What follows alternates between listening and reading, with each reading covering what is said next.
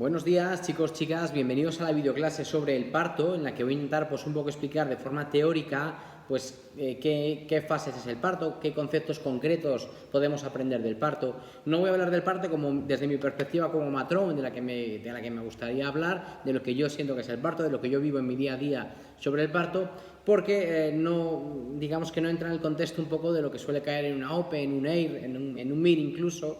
Entonces, bueno, no voy a dar tanto mi perspectiva como matrón del parto, sino que voy a intentar explicar un poquito el parto desde los conceptos más teóricos, quizás a veces no muy afortunados y que comparto muy por la raya, muy no del todo, pero bueno, un poquito voy a enfocar a eso mi videoclase sobre el parto, ¿verdad?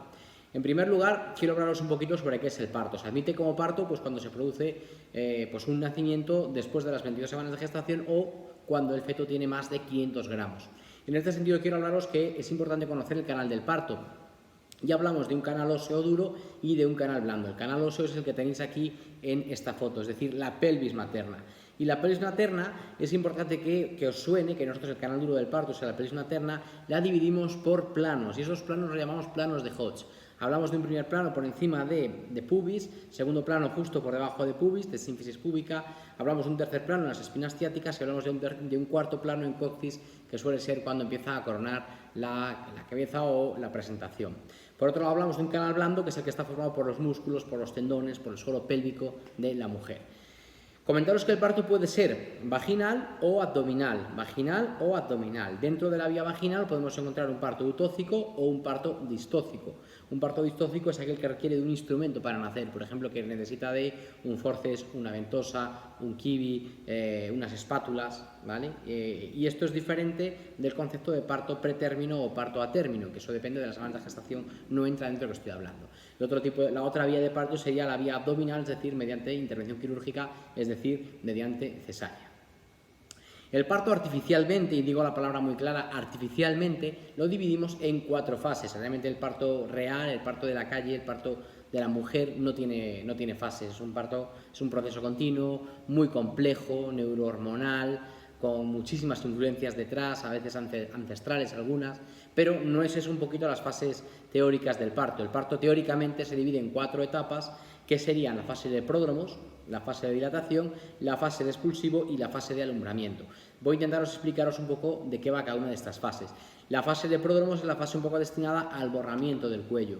El cuello, que es ese tejido que hay, que es defensivo durante el embarazo y que tanto ayuda al feto durante el embarazo en el sentido de protegerle de infecciones e incluso mantenerle en la zona abdominal, pues hay que eliminarlo, hay que borrarlo para que pueda dilatar después, ¿no? Pues la fase de pródromos consiste precisamente en hacer este trabajo, en el borramiento del cuello del útero. Esto sería un poquito, mi mano podría simbolizar el cuello del útero, aquí estaría la cabeza del feto o la presentación fetal. Bueno, pues las contracciones de esta etapa, que se caracterizan por ser irregulares en general, lo que van haciendo es que poco a poco este cuello del útero, que es mi mano, gracias a la presión de la presentación fetal, vaya siendo cada vez menor, de tal forma que vayamos quitando aros del cuello y finalmente el cuello quede pues muchísimo más pequeñito para ya desde aquí poder dilatar, que es lo que va a hacer después. Bueno, pues esto es un poquito lo que va en la fase de pródromo, ¿no? Se caracteriza, como veis, por eso, por las contracciones irregulares, tanto en duración como en intensidad. Además, no podemos definir la duración de esta etapa de ninguna manera y es en la que normalmente se produce la expulsión del tapón mucoso sin que esto sea significativo ni tenga ninguna importancia clínica. Cuando termina la fase de pródromos comienza la fase de dilatación, que va desde que el cuello está dilatado unos 2-3 centímetros hasta la dilatación máxima, que de forma estándar consideramos que son 10 centímetros. ¿Por qué 10 centímetros? Porque más o menos es lo que suele medir la cabeza fetal de parietal a parietal. Es verdad que si es un prematuro la dilatación completa se va a alcanzar con 7 centímetros, con 5 en función del peso fetal, pero todos entendemos como dilatación completa 10 centímetros de forma subjetiva, porque lo hacemos mediante la exploración de los dedos, ¿no? ¿Qué diferencia esta fase de la anterior? Pues que ya el cuello está borrado, el cuello lo que hace es abrirse, primero se borró y luego aquí lo que hace es abrirse y se caracteriza además porque las contracciones son regulares, tanto en intensidad como en frecuencia, porque normalmente la cabeza o la presentación fetal siempre va a estar apoyada en el cuello del útero, siempre que sea una primípara. En las multíparas esto no siempre sucede así, y también se caracteriza porque en esta etapa suelen aumentar las prostaglandinas. Cuando termina esta fase, cuando acaldamos la dilatación completa, pasamos a la fase de expulsivo. En la fase de expulsivo, si la presentación es cefálica, pues lo que consiste es en los movimientos que realiza la cabeza por la pelvis materna para poder nacer. ¿Qué movimientos son? Son movimientos de flexión, descenso, encajamiento, rotación interna A esto le viene un movimiento de extensión o de flexión de la cabeza, sale de esta forma la cabeza fetal y finalmente cuando está fuera ya, pues una rotación externa. ¿Qué busca el feto durante la fase de expulsivo? Pues adaptar sus diámetros a los diámetros de la pelvis materna y principalmente al canal duro del parto.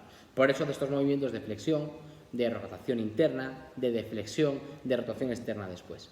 Y finalmente, tras la fase de expulsivo, viene la fase de alumbramiento, que es la fase que va desde que nace el niño hasta que sale la placenta.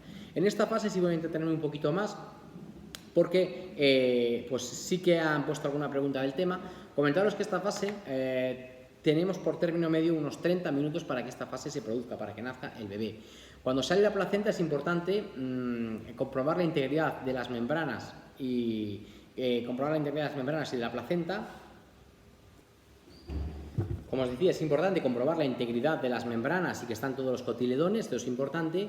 Y también comentaros que, aunque existen 30 minutos para que salga la placenta, pues más o menos consideramos que el término digamos que existen maniobras que podríamos hacer para que la placenta, acelerar un poquito la salida de la placenta y con esto evitar una posible hemorragia posparto. Es lo que llamamos alumbramiento dirigido, que consiste sobre todo en usar oxitocina intravenosa justo cuando sale el feto o nada más salir el feto, con el objetivo de conseguir un desprendimiento placentario.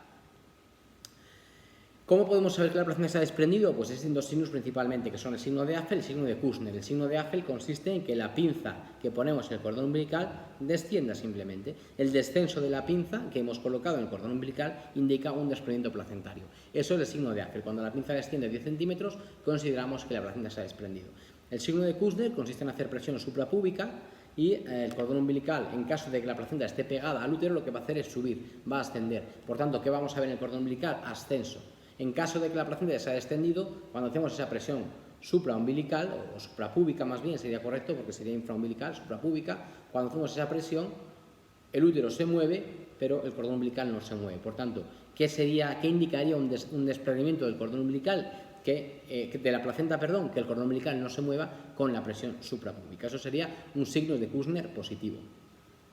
En el parto en ocasiones podemos encontrar distocias, podemos clasificarlas un poco en función de qué tipo de alteración se produzca, ¿no? Por ejemplo, si la alteración es de la dinámica uterina, puede ser por número de contracciones o por intensidad de las contracciones. Puede haber muchas contracciones, hablamos de taquisistolia, o pocas contracciones, bradisistolia. Al contrario, las contracciones pueden ser muy intensas, hipersistolia, o poco intensas, hiposistolias. Podemos encontrar también alteraciones, por ejemplo, de la estática fetal, ya sea por una presentación de nalgas, por una situación transversa. También podemos encontrar alteraciones por anomalías del canal del parto. Por ejemplo, podemos encontrar una desproporción pélvico-cefálica, unos condilomas, unos miomas que impiden un parto vaginal, un herpes activo en ese momento. Podemos encontrar sufrimiento fetal intraparto, que normalmente lo estimamos, lo valoramos a través del registro cardiotocográfico y por los signos clínicos que vamos encontrando, y lo objetivamos con la realización de un pH de calota fetal. Recordaros que cuando el pH de calota fetal da por debajo de 7,20 indica un sufrimiento fetal, los valores entre 7,20 y 7,25 indican valores dudosos que requieren repetir en 15-30 minutos la prueba, y de 7,25 para arriba indica que no existe sufrimiento fetal en ese momento. Y luego también podemos encontrar alteraciones relacionadas con el cordón umbilical. Y en este sentido podemos encontrar, por ejemplo, una lateroincidencia, un procúbito o un prolapso del cordón umbilical. ¿En qué consiste la lateroincidencia? Pues sería el dibujo que veis aquí arriba. Es cuando el cordón umbilical está colocado en un lateral de la presentación fetal, pero sin sobrepasarlo. El cordón umbilical estaría colocado aquí. El procúbito del cordón umbilical, ¿en qué consiste? En cuando el cordón umbilical está colocado por delante de la presentación, pero con la bolsa íntegra. Sería un poquito lo que veis en esta imagen. Veis ahí justo el cordón umbilical está por delante de la presentación, pero la bolsa está íntegra. ¿En qué situaciones puede pasar más esto? Pues por ejemplo en polidramios y sobre todo en presentaciones de nalgas, como veis aquí. Es donde más fácil es que pase un procúbito. Si el cordón umbilical se rompiera en este caso, ¿qué vamos a pasar? Que este cordón umbilical cae a vagina y normalmente incluso sale al exterior, que es lo que estáis viendo aquí.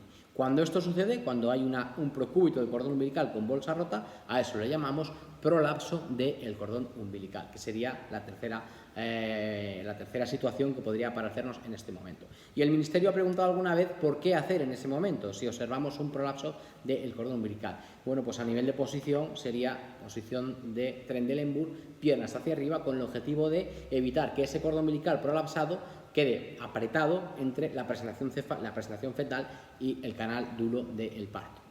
Y nada, con esto terminamos un poquito el repaso del parto, como os decía, una clase muy teórica sobre el parto, no lo que yo siento sobre el parto, pero bueno, sí que quizás más práctica para ir y para las OPEs. Venga, nos vemos si tenéis interés en la siguiente videoclase. Gracias, chao.